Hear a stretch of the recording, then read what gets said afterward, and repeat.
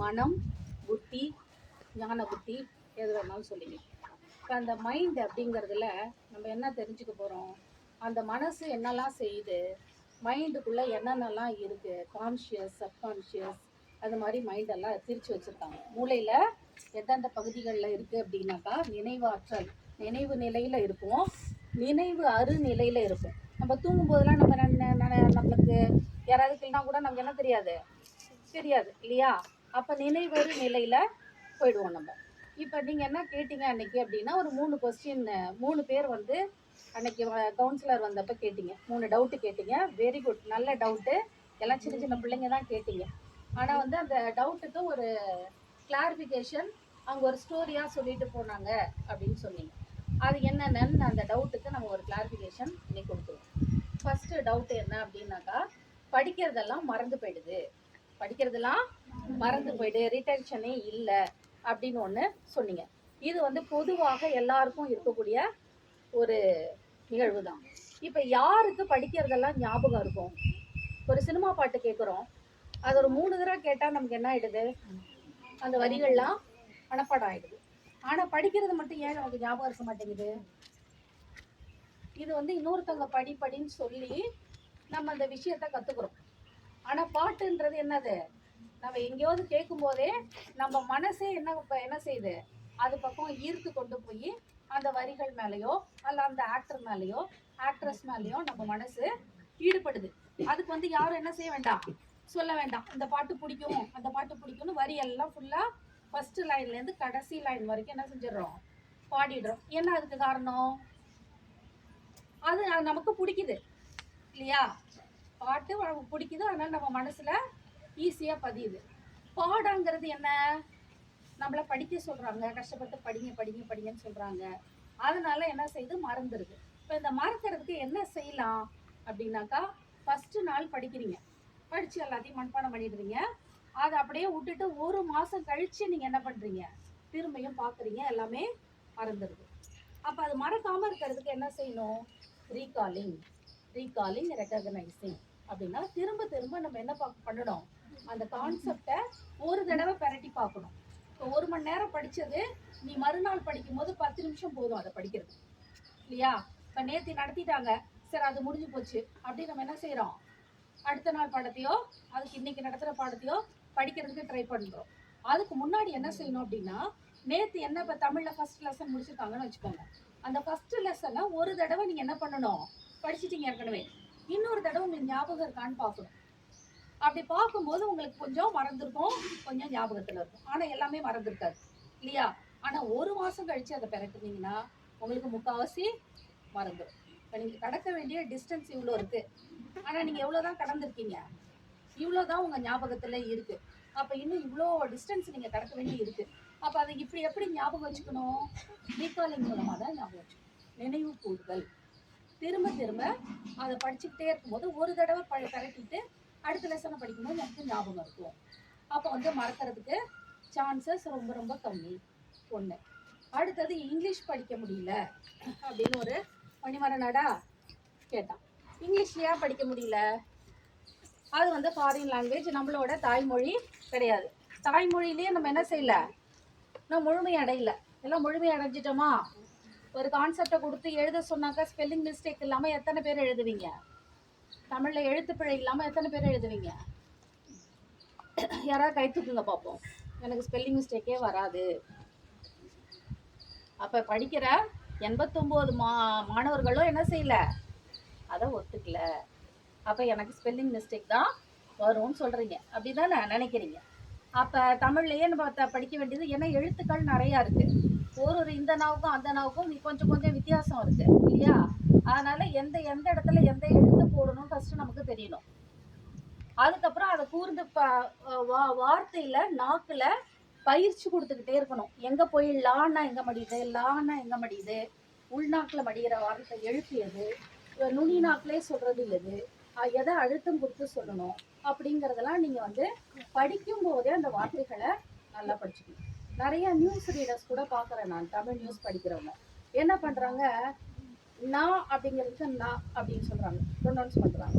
அப்போ எழுத்துக்களை அவங்க அந்த மாற்றி சொல்லும்போது அது என்ன ஆகுது?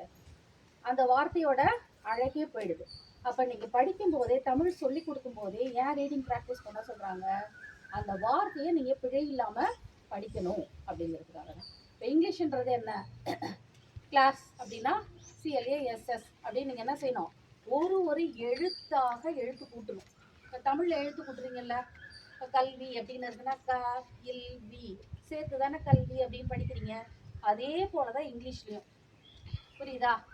FAN அப்படின்னு எழுத்து கூட்டினீங்கன்னா அது ஒரு வார்த்தை வந்துடும் நமக்கு. அந்த வார்த்தையோட முழுமையான வார்த்தை என்ன அப்படின்னு சொல்லிடுவீங்க. அப்ப எவ்வளவு பெரிய வார்த்தையா இருந்தாலும் அதை மெதுவா எழுத்து கூட்டணும். எழுத்து கூட்டி நீங்க படிக்க படிக்க என்ன ஆகும்? 4 வட்டத்துல அந்த வார்த்தை உங்களுக்கு பதியும். அப்ப ஏன் இங்கிலீஷ் மறக்குது? இங்கிலீஷுக்கும் நமக்கும் சம்மந்தம் இல்லை. அது ஒரு ஃபாரின் லாங்குவேஜ். நம்ம இங்க படிக்க சொல்லி நம்ம கொண்டு வந்துட்டாங்க. எல்லாமே இங்கிலீஷ் மயம் ஆயிடுச்சு.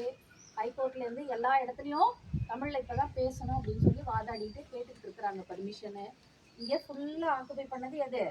வெள்ளைக்காரனை தான் நம்ம அனுப்ப முடிஞ்சது. ஆனா ஆங்கிலத்தை நம்ம ரீட்டைன் பண்ணி வச்சிருக்கோம் இல்லையா? வெள்ளைக்காரன் போயிட்டான். ஆனா ஸ்ட்ராங்கா என்ன ஃபவுண்டேஷன் பண்ணிட்டு போயிட்டான்? அவனோட இங்கிலீஷை வந்து ரூட்டடா இங்க கொடுத்துட்டு போயிட்டான். அதனால தமிழ் படிக்கிறோமோ இல்லையோ, அதாவது தமிழே படிக்காம நீ ஏதாவது வடநாட்டுக்கு போனா கூட நீ படிச்சுக்கலாம். ஆனா இங்கிலீஷ் தெரியாம என்ன செய்ய முடியாது, எங்க போனாலும் படிக்க முடியும். அந்த அளவுக்கு வந்து ஒரு ஆங்கிலத்தோட இம்பார்ட்டன்ஸ் நமக்கு தெரிஞ்சுக்கணும். ஏன் இதை படிக்கிறோம், ஏன் இங்கிலீஷை எதுக்கு படிக்கிறோம் அப்படின்னு தெரிஞ்சுன்னா அதோட இம்பார்ட்டன்ஸ். எங்க போனாலும் இங்கிலீஷ்ல தான் எழுத வேண்டியதா இருக்கு. ஒரு பேங்க்குக்கு போனாலும் தமிழையும் பின்னாடி கொடுத்துருக்கான், இங்கிலீஷ்லயும் கொடுத்துருக்கான். அப்ப எது நமக்கு சுலபமா இருக்கோ அதை நம்ம எழுதுறோம் இல்லையா? படிக்க தெரியாதவங்களாம் என்ன செய்யறாங்க? ஒரு செலானை கொண்டு வந்து இதை கொஞ்சம் எழுதி கொடுங்க. நம்மளே அவசரத்துல இருப்போம். ஆனா அவங்க என்ன செய்வாங்க? படிக்காத குத்தத்தினால நம்ம கிட்ட என்ன செய்யறாங்க? எழுத தெரியல, அதனால எழுதி கொடுங்கன்னு சொல்றாங்க. ஒரு ஏடிஎம் மிஷின் போறாங்க, அந்த நம்பர்ஸ் எல்லாம் பின்னெல்லாம் அடிச்சு பணம் எடுக்க தெரியல, அதனால இன்னொருத்தர்கிட்ட கார்டை கொடுத்து எடுத்து கொடுங்கன்னு வெயிட் பண்றாங்க இல்லையா?